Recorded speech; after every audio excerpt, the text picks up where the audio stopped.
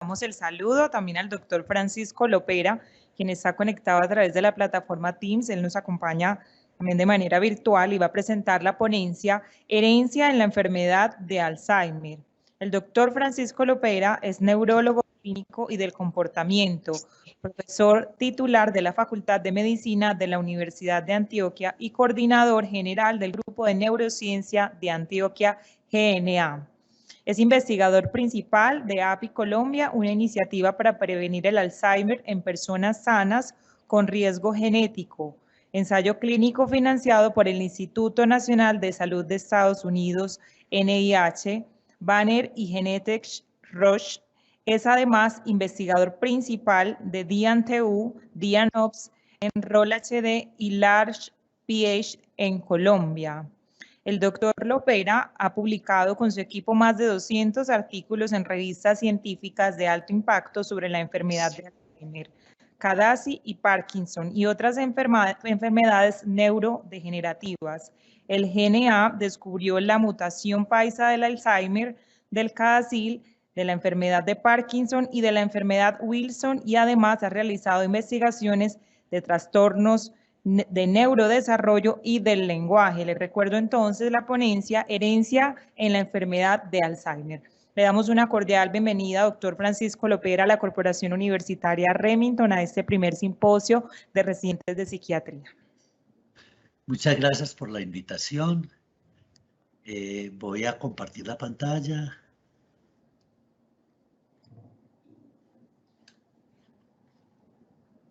Me dicen si ya están viendo la presentación.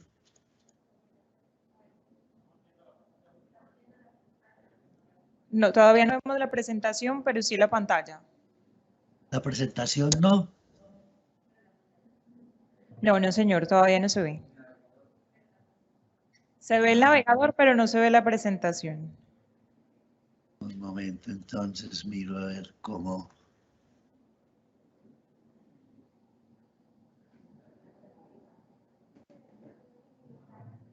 Estamos viendo Teams en este momento. Pero dice que está compartiendo. Bueno, voy a volver a lanzar la presentación.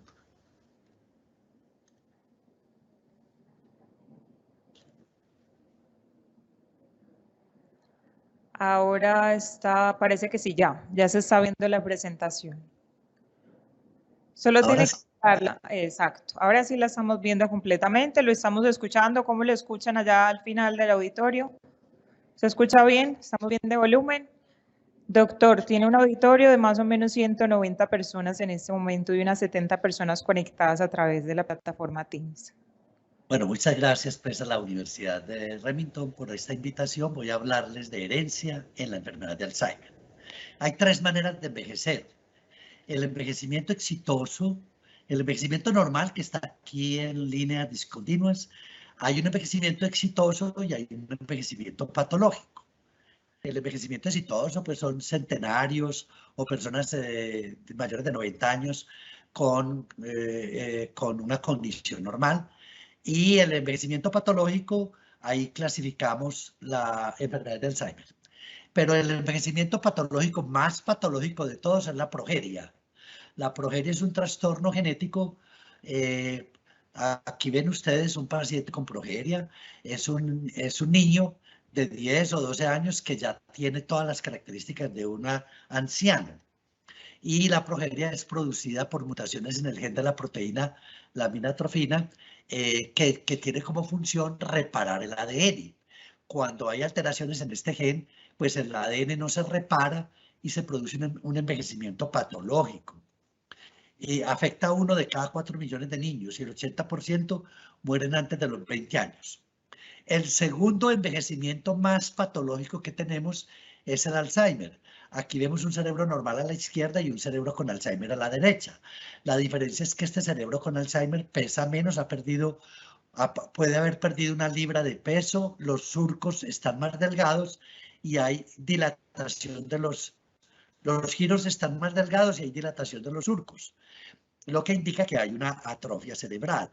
Y al microscopio lo que vamos a ver es unas placas de amiloide extracelulares y un daño intracelular que produce ovillos neurofibrilares que corresponden a depósitos de proteína tau. ¿De dónde viene el depósito de amiloide?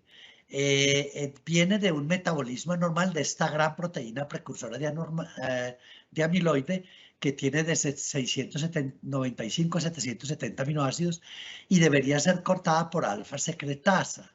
Por alguna razón no actúa la alfa, actúa la beta y gamma. Y entonces no obtenemos este corte que es el normal, que produce una actividad neurotrófica y neuroprotectora, sino que se produce un fragmento A beta 1,42 que es pegajoso, se unen unos fragmentos con otros formando un pegote de amiloide. Aquí está la membrana de la neurona. En el interior tenemos aquí el interior y el exterior de la neurona. Y en la pared de la neurona tenemos el fragmento A beta de la proteína precursora de amiloide que debería ser cortado acá. Pero actúan dos enzimas diferentes a la alfa secretasa, gamma y beta, produciendo este fragmento. Y como les decía, esos fragmentos de beta amiloide son pegajosos, se pegan unos con otros formando un pegote de amiloide, dando lugar a la placa difusa de amiloide que se va a convertir en placa neurítica amiloidea. Por otro lado, en la proteína tau es una proteína que envuelve como un cordón los microtúbulos al interior de las axones de las neuronas.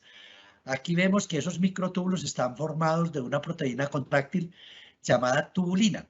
Y la proteína tau envuelve los microtúbulos por donde circulan los neurotransmisores en el interior de la neurona, envuelve el microtúbulo y tiene como por función mantener la permeabilidad del microtúbulo.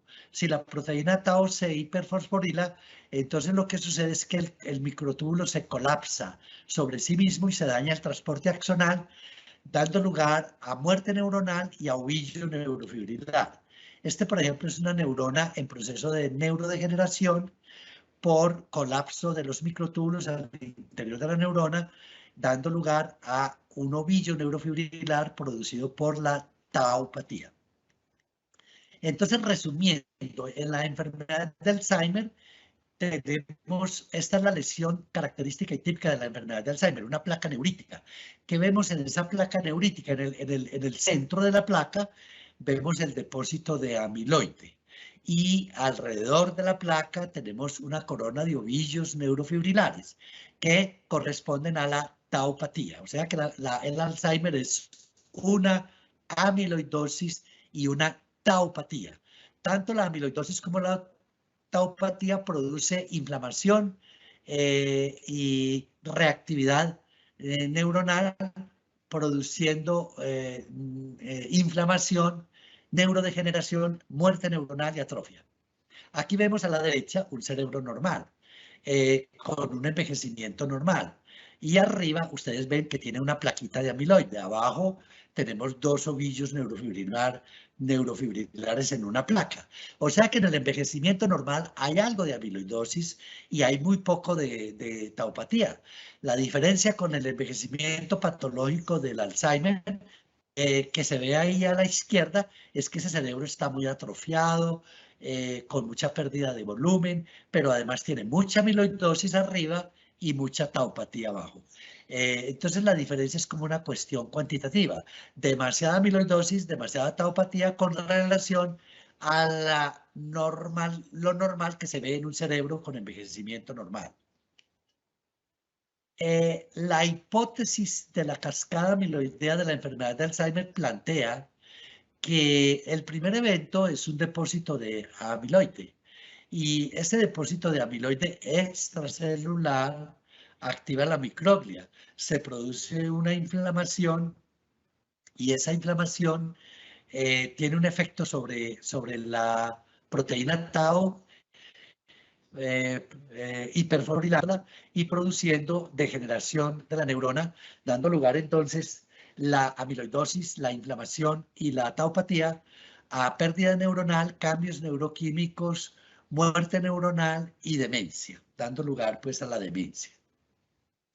Ahora bien, hablemos un poco de la genética de la enfermedad de Alzheimer. Aquí ven ustedes a la derecha una cantidad de genes que son factores de susceptibilidad de la enfermedad de Alzheimer. Y a la izquierda vemos 3 genes que son genes de causalidad. El gen de la proteína precursora de amiloide, APP, el gen en el cromosoma 21, el gen de la presenilina 1 en el cromosoma 14 y el gen de la presenilina 2 en el cromosoma 1. Estos 3 genes son genes de causalidad, porque cuando tienen mutaciones se aumenta la producción de beta 42 y se inicia la cascada de neurodegeneración. Estas mutaciones en estos 3 genes producen Alzheimer autosómico dominante de inicio precoz en el 1% de las personas que tienen Alzheimer en el mundo. Basta tener una mutación de uno de estos 3 genes para estar condenado a sufrir la enfermedad, porque es una enfermedad 100% penetrante. Son genes de causalidad. Ahora bien, lo que tenemos a la derecha son los genes de susceptibilidad, que no causan enfermedad de Alzheimer, solamente producen un mayor riesgo. Y el más común es ApoE. Cuando tenemos ApoE4 hay un riesgo más alto de desarrollar enfermedad de Alzheimer, pero uno puede ser ApoE4 homocigoto sin que desarrolle la enfermedad de Alzheimer, porque ApoE no es un gen de causalidad. Todos estos genes, closterina, pical, ATXN1, son todos esos GAP2 son genes de susceptibilidad y la presencia de ellos aumentan el riesgo de sufrir de enfermedad de Alzheimer, pero no causan la enfermedad de Alzheimer. Entonces es importante entender eso de estos genes de susceptibilidad. El 67% de la población es ApoE33, que es una variante neutra, mientras que ApoE22 homocigotos para ApoE4 solamente, homocigotos para ApoE4, que es un gen de susceptibilidad, solamente el 2% de la población es homocigoto. El 3% es heterocigoto, 2,4 y 20% 3,4. Y solamente el 1% es homocigoto para ApoE22, que es una variante de protección. Aquí tenemos la probabilidad de enfermedad de Alzheimer según las variantes genéticas ApoE. Tenemos ApoE2, 3 y 4. Entonces, los ApoE4 homocigotos corresponden a esta curva que muestra un mayor riesgo de Alzheimer, y los ApoE2 homocigotos, la de abajo, que representa los más protegidos contra la enfermedad de Alzheimer. Miren ustedes aquí la prevalencia de la población que no tiene ninguna variante ApoE4, el 73% de la población. Y el riesgo de esta población de tener Alzheimer a los 84 años es del 20%. Mientras los que tienen una copia de ApoE4, que es el 24% de la población, tienen un 47% de riesgo de tener demencia de Alzheimer a los 75 años. Y los que tienen 2 copias de ApoE4, que es el 3%, 1 a 3%, tienen un 91% de riesgo de desarrollar Alzheimer a los 68 años de edad. Aquí vemos los estudios de PET funcional y en pacientes con ApoE4 o no, que no tienen ningún variante ApoE4, son negativos para amiloidosis. Con una ApoE tienen más posibilidad de ser positivos, con 2 mucho más, y ya cuando la persona tiene enfermedad de Alzheimer, su cerebro está completamente lleno de amiloide. Estos son evaluaciones de amiloide en cerebro, beta-amiloide, de acuerdo a las variantes ApoE que la persona tenga.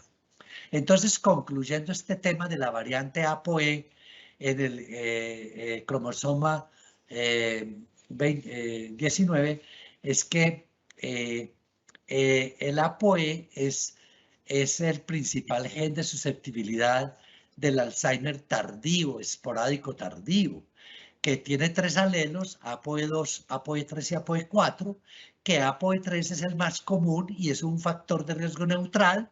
APOE2 está asociado con un menor riesgo de enfermedad de Alzheimer y en caso de que a la persona le da muy tarde y leve y de manera más leve.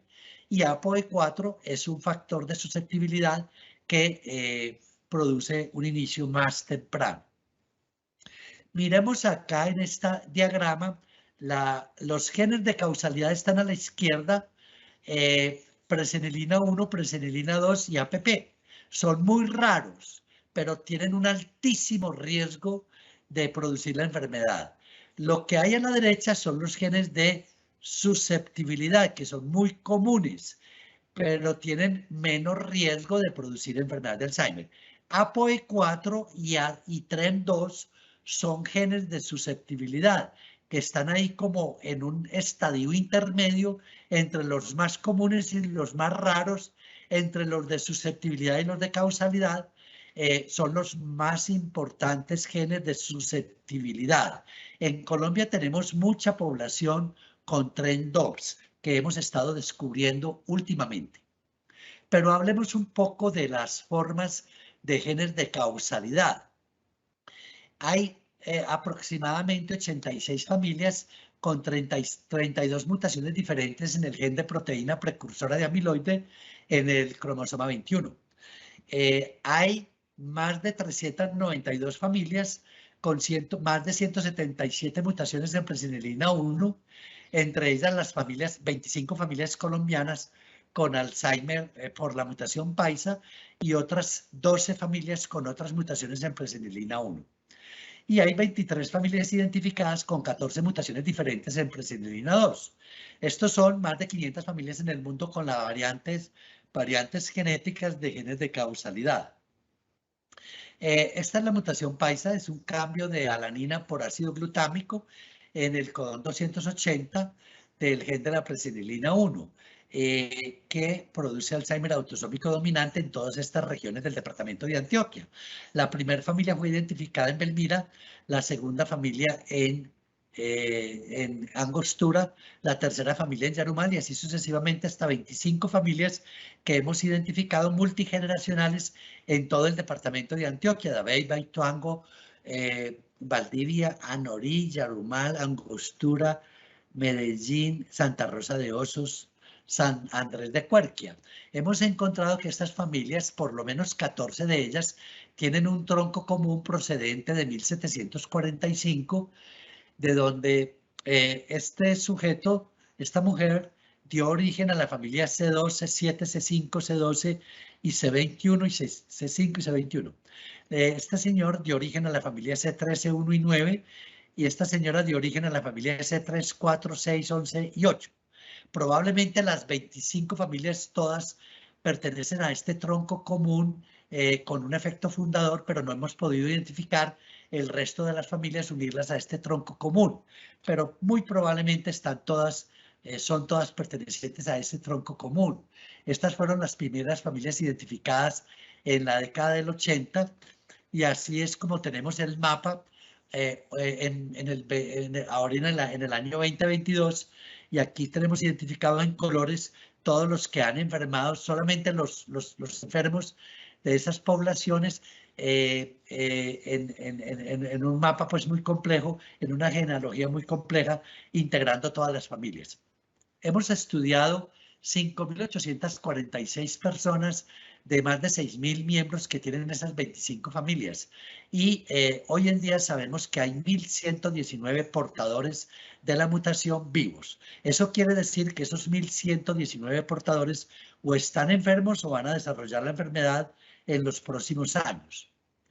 De los 2.000, de esos portadores, 1.092, perdón, de los hijos de portadores, 1.092 son no portadores, el 54%, y el 46% son portadores, es decir, que casi que el 50%. Incluso tenemos 29 personas en los cuales ambos padres son portadores. El origen de la mutación E280A es europeo. Esta es la publicación donde informamos eso.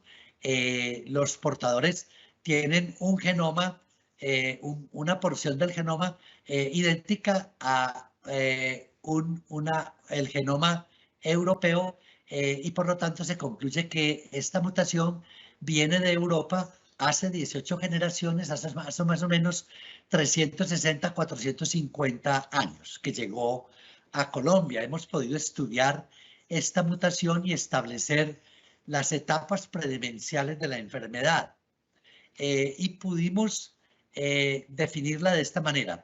De 449 portadores de la mutación paisa, dividimos en dos grupos esa población. Los que tenían menos de 2 desviaciones estándar en todas las pruebas cognitivas comparado con los no portadores de la misma familia. A eso los llamamos pues, portadores sanos. Y los portadores que tenían más de 2 desviaciones estándar en por lo menos una prueba cognitiva comparados con los no portadores de la misma familia, los subdividimos en varios grupos. Con demencia, los que cumplían criterios de demencia. Con deterioro cognitivo leve o MCI, los que tenían quejas de memoria con impacto. Predeterioro cognitivo leve sintomático, llamamos así a un grupo que tenía quejas subjetivas de memoria, pero que no cumplía los criterios de Petersen para deterioro cognitivo leve. Y predeterioro cognitivo leve asintomático, llamamos así a los que tenían más de 2 desviaciones estándar en alguna prueba cognitiva, pero que no se quejaban de ningún problema de memoria. Y de esa manera pudimos concluir las etapas de la enfermedad. Demencia a los 49 años, tienen una duración más o menos de 10 años y generalmente mueren en los años después de los 59, 60 años de edad. La demencia es precedida por deterioro cognitivo leve que dura 5 años y empieza más o menos a los 44, va hasta los 49, caracterizada por deterioro cognitivo leve, un periodo amnésico sin demencia. El predeterioro cognitivo leve precede al deterioro cognitivo leve, el predeterioro cognitivo leve sintomático, empieza a los 38, va hasta los 44, dura 6 años y se caracteriza por quejas subjetivas de memoria sin impacto. Y el predeterioro cognitivo leve asintomático, que empieza a los 34 y va hasta los 38, se caracteriza porque la persona no se queja de nada, pero tiene más de 2 desviaciones estándar en alguna prueba cognitiva comparado con los familiares no portadores. Y entonces estas dos verdes, estadios verdes, los llamamos etapas predemenciales. Y el azul y el rojo los llamamos la etapa clínica de la enfermedad. Tuvimos la oportunidad de viajar a Phoenix con un grupo de personas de Colombia a Phoenix para hacer estudios de beta-amiloide. Y encontramos, pues, y publicamos lo que encontramos de estos estudios con florbetapir en esta publicación. Este es el resumen de los hallazgos. 4 personas que tenían demencia leve, todos eran positivos para amiloide. La positividad se ve de color rojo y amarillo. Luego tenemos acá 7 personas con deterioro cognitivo leve, portadoras todos positivos para beta-amiloide.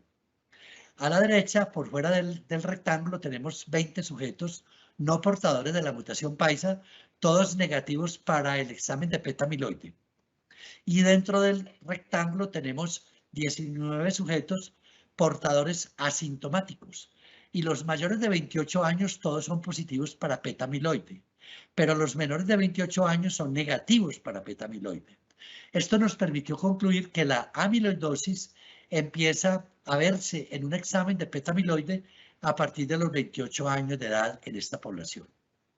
Posteriormente llevamos un grupo de personas a Boston en el año 2011 para estudiar a qué edad empezaba la taupatía. Y encontramos que no hay taupatía a los 28 años cuando vemos amiloidosis, pero sí a los 38, o sea, 10 años después de la amiloidosis empieza la taupatía.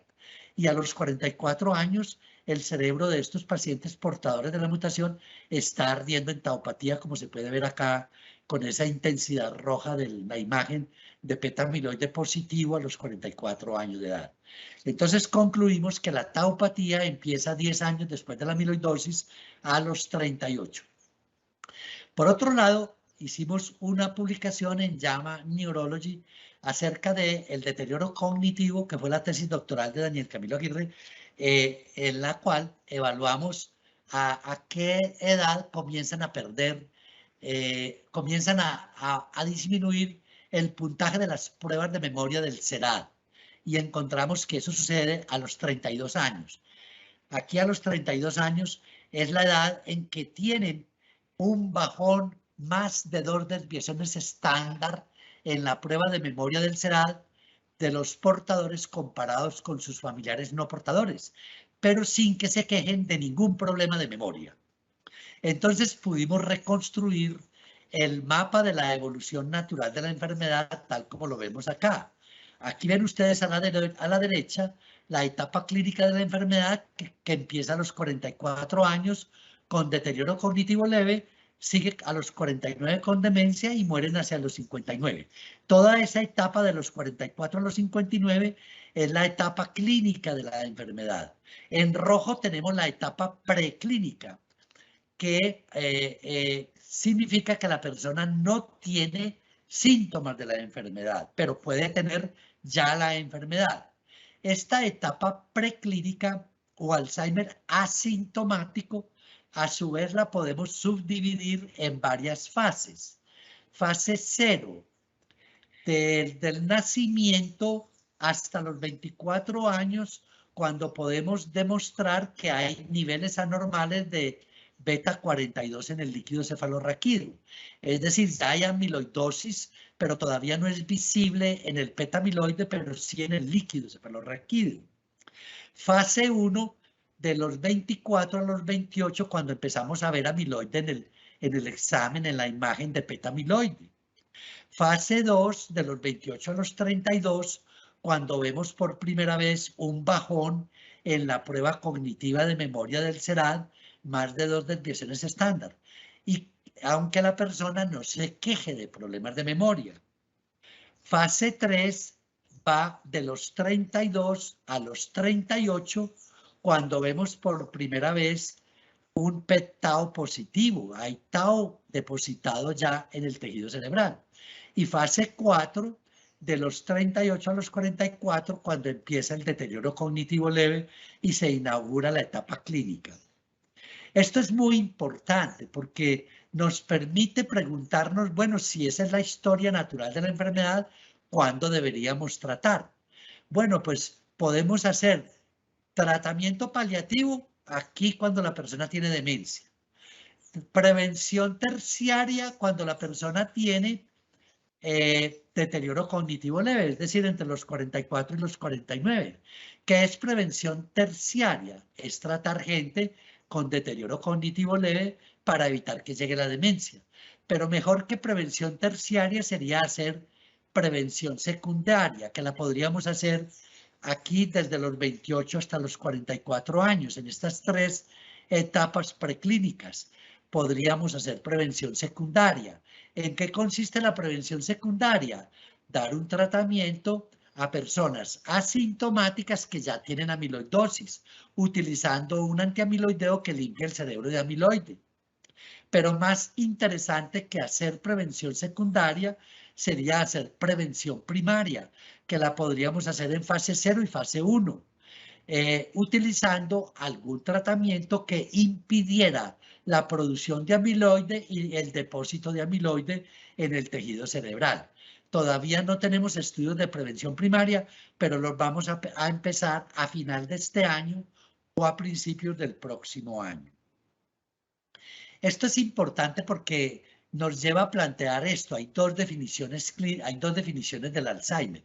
La definición clínica del Alzheimer, que es cuando la persona tiene o deterioro cognitivo leve o demencia.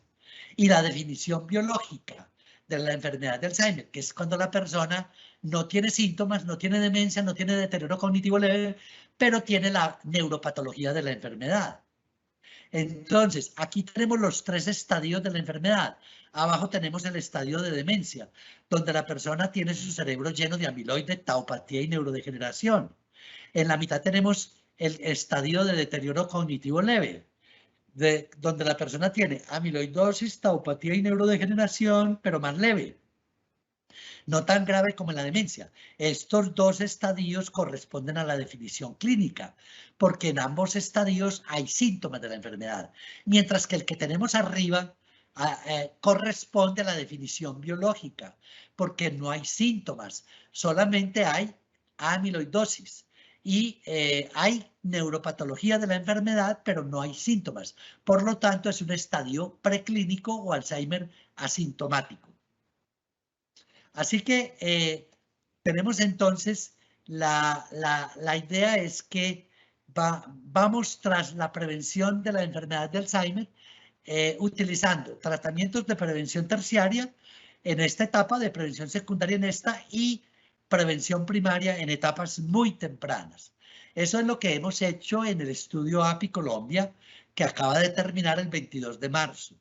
Involucramos 252 miembros de las familias afectadas con la mutación paisa, 168 sanos con la mutación, la mitad de ellos recibieron craneosumab, la otra mitad recibió placebo, y 84 sanos no portadores de la mutación, todos recibieron placebo, y se evaluó el efecto del medicamento o del placebo sobre biomarcadores de imágenes de líquido cefalorraquídeo, de pruebas cognitivas, de sangre, y ahora en el mes de julio o agosto de este año vamos a informar los resultados de si este medicamento fue capaz o no de retrasar el inicio de los síntomas de la enfermedad.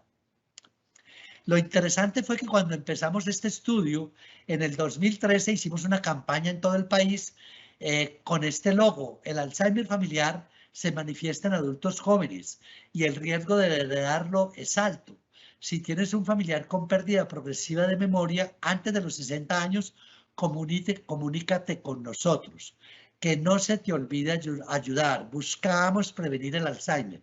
Entonces, recibimos 1000 muestras de sangre procedentes de todo el país de personas con demencia de inicio precoz antes de los 60 años. Pero curiosamente, solamente 8 de esas 1000 muestras de sangre tenían la mutación paisa. Y por supuesto, invitamos a esas familias a participar en este estudio de prevención secundaria. Pero lo más interesante es que dijimos, bueno, ¿y ahora qué hacemos con el resto de muestras de sangre que no tenían la mutación? Pues hicimos un genoma total. Y miren la sorpresa que nos encontramos. Encontramos, bueno, aquí falta una mutación, 12 mutaciones más en el gen de la presenilina 1 en Colombia. En el Valle del Cauca encontramos esta, en Nariño esta T100 y T119, y en Cundinamarca, en Boyacá, esta otra, en Córdoba, en 2 mutaciones diferentes. En fin, en todo el país hay muchas mutaciones de presenilina 1, 7 de origen europeo, entre ellas la mutación paisa, una de origen africano y 3 de origen amerindio. Esto significa que Colombia tiene una oportunidad muy grande para este plan. El plan 550 es el plan que sueñan todos los científicos que investigan la enfermedad de Alzheimer en el mundo, y consiste en que el sueño es lograr retrasar solo 5 años el inicio de los síntomas de la enfermedad. Y si eso lo lográramos, podríamos reducir en un 50% la prevalencia de la enfermedad y en un 50% el costo de la enfermedad. Y eso sería enorme. Pero voy a mostrarles un escenario mucho más positivo que poder retrasar 5 años. Bueno, uno es, si lográramos controlar todos los factores de riesgo de las demencias, podríamos reducir en un 40% las demencias y prevenir en un 40% las demencias. ¿Cuáles son esos factores de riesgo que deberíamos controlar? El nivel educativo en la etapa temprana de la vida. Si aumentáramos el nivel educativo de la población en la etapa temprana de la vida, reduciríamos un 7% las demencias. Si lográramos en la mitad de la vida controlar la pérdida auditiva, reduciríamos en un 8%. Si controláramos el trauma de cráneo, reduciríamos otro 3%. Si controláramos la hipertensión, 2%, el alcoholismo, 1%, la obesidad, 1%. Y en la etapa tardía de la vida, si controláramos el tabaquismo, reduciríamos un 5% las demencias. La depresión, un 4%. El aislamiento social, otro 4%. La inactividad física o sedentarismo, si lo controláramos, reduciríamos un 2% las demencias. Si controláramos la polución del aire, otro 2%. Y la diabetes, el 1%. Sumando todos esos porcentajes, todos esos factores de riesgo modificables suman un 40%. Y eso sería bastante significativo si por políticas de salud pública lográramos controlar esos factores de riesgo. Hay un 60% de demencias que se dice que son inmodificables, porque son por factores de riesgo no modificables. La mayoría de ellos de tipo genético. Y el mensaje que yo quiero transmitir es que ese 60% también lo podemos modificar. Y quiero transmitir este mensaje, que no es nuevo. Prevenir es mejor que curar. El reto es prevenir una enfermedad incurable como el Alzheimer. Pero ¿cómo prevenir una enfermedad incurable? ¿Cómo hacerlo? Actuando sobre la población con alto riesgo. ¿Y cuáles son los factores potencialmente no modificables que corresponden al 60%? Pues cómo actuar sobre genes de causalidad y genes de susceptibilidad para prevenir su acción y poder de esa manera controlar y modificar el 100%, pues desarrollando estrategias de prevención para la población con alto riesgo genético, proponiendo ensayos clínicos de prevención primaria y secundaria. El método es este. El método es simple. Es leer y aprender de la naturaleza. La enfermedad de Alzheimer autosómica dominante es una ventana única y especial para estudiar, entender, tratar y prevenir la enfermedad. Hemos descubierto que una forma aparentemente no modificable de la enfermedad de Alzheimer, como la forma genética autosómica dominante, puede retardarse naturalmente por 30 años, lo cual en la práctica es equivalente a la cura de la enfermedad. Mire, tuvimos la oportunidad de conocer un ser excepcional, Aliria, que tenía resistencia al Alzheimer autosómico dominante. Ella era portadora de la mutación E280A, pero además tenía otra mutación genética, APOE3 Christchurch, y era homocigota para esa mutación. Y esa mutación la protegió durante 30 años y le retrasó por 30 años, hasta los 72, el inicio de los síntomas de la enfermedad. Entonces, tenemos que leer y aprender de la naturaleza e imitar a la naturaleza. Miren aquí abajo el PET-tau de Aliria con el gen protector. A los 72 años tenía muy poca taupatía. En cambio, una prima de ella de 44 años, portadora de la mutación paisa, estaba llena de tau a los 44 años con deterioro cognitivo leve. Aliria estaba protegida de la taupatía a los 72 años, gracias a esta mutación R136S en el gen APOE3, que se llama mutación Christchurch.